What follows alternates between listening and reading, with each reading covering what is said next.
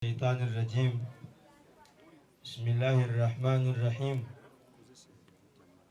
لا إله إلا الله العظيم الحليم. لا إله إلا الله رب العرش الكريم. اللهم صل وسلم وبارك على سيدنا محمد وعلى آله وصحبه وسلم.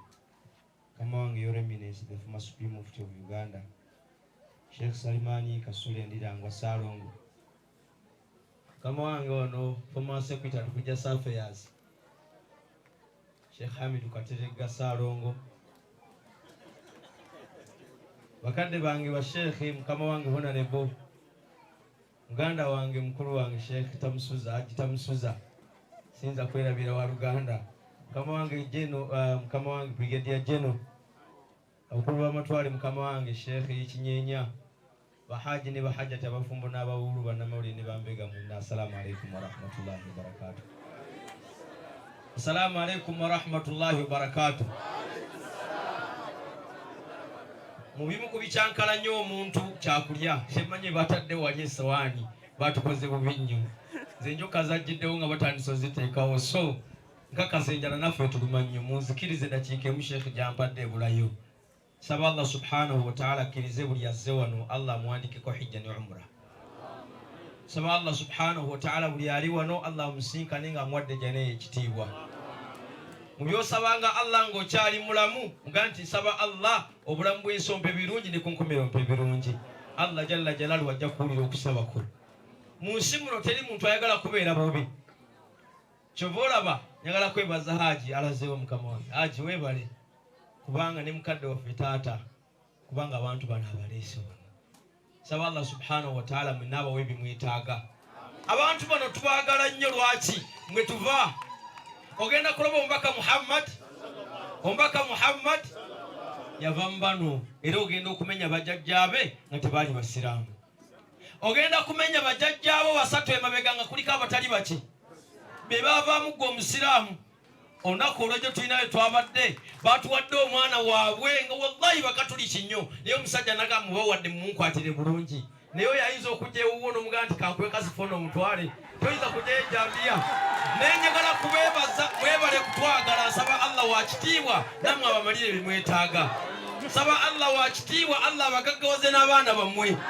Saba Allah wa kitiibwa bajje mu nsi nga mulimu abagenda okuyingira ejjana ekitiibwa muddeemu amiina.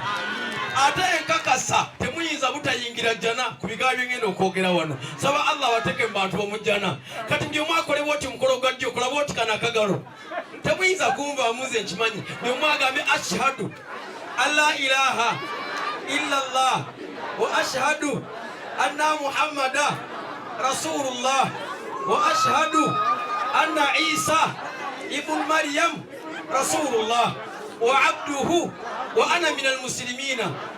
Allahumma inni as'aluka al-jannah.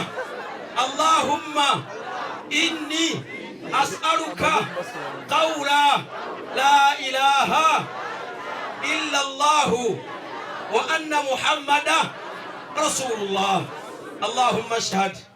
Allahumma ashhad. Allahumma amin. Saba Allah berenga kiriza. Saba Allah berenga kiriza muddeemu amiina. Kati ono omukolo oguddako saabateekawo mikeeka insha Allah ta'ala. Era sigana ze n'omutayirizi yali waddadda wali mu bitooke omu ng'ayitawo ng'amubuuzaako insha Allah. Seeka mukama wange nsaba munzikirize njogere akagambo kamumaliriza ebigambo byange. Tulina ebbanja ffenna kyekirabo Katonda okwagalana ffenna. Kama wange nsabye dakiika emu maliriza ebigambo byange. Njagala kulisaayo haja eno. Nalabye abantu abanyumya hijja naye omusajja annyonnyodde hijja alinga seeka wallahi wabadde e Makka. Nsaba Allah jalla jalaaluhu akoze emirundi gyonna. Nsaba Allah jalla jalaaluhu abeere ng'ajulira byonna byewakoze. Allah akusitula amadaala. Teri muntu agigendako n'asigala kyekimu. Kyova olaba Allah yagamba mu Qur'ani ey'ekitiibwa yagali yashhadu manafi'a lahum. Bajje mu kifo kino bafune ku migaso gyakyo. Teri atuuka ku Kaaba n'asigala kyekimu.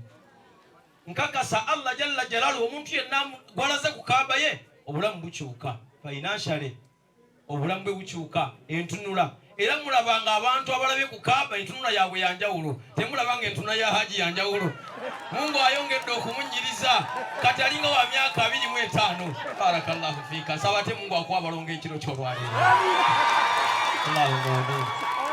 Mukama wange olaba MP soko yimukesha soko edemo yimuke ono member wa parliament memulaba afaana kye kimu n'abalala ebimu kubiraga nti yabadde ku Kaaba era agendayo bwatu bwakoze era agenda bayo akatula akomewo ogwokubiri mwe muzannya oyo tayinza butakikola insha Allah omulowooza nyiza okulimba. Barakallahu fika. Allahu akbar. Saba Allah abeerenga akkiriza kubanga kati atawo abakanga mubagaga wala abatudde wansi abaga kino tumina okukola insha Allah. Mukama wange mufti abalaze ekyokukola nsaba Allah akkirize. Mukama wange njagala kumwebaza nga sinaba waggulu. Wallahi twasinkana Supreme Mufti ono nga tulina kye tuli mu nsi naye olw'edduwaze Allah n'asitula amadaala nga barakallah ono yabadde Makka kati atandise okubalaga nti yabadde ku nnyumba ya Mungu. Barakallahu fiika. Omusajja wuyo alaze Museveni nti akyafuga saba Katonda abeere nga akkiriza. Allah Sheikh Mufti njagala kumwebaza mukama wange. Wallahi abantu batono nnyo abasimba abantu nga bakyali balamu naye omusajja ono saba Allah amuwe byonna bye yeetaaga ku nsi ne kwakira. Wakati mu mbeera yonna bwe yali Mufti twabeeranga naye teyatusuula nga buvuddeko yadde amadaala geyongera kulinnya.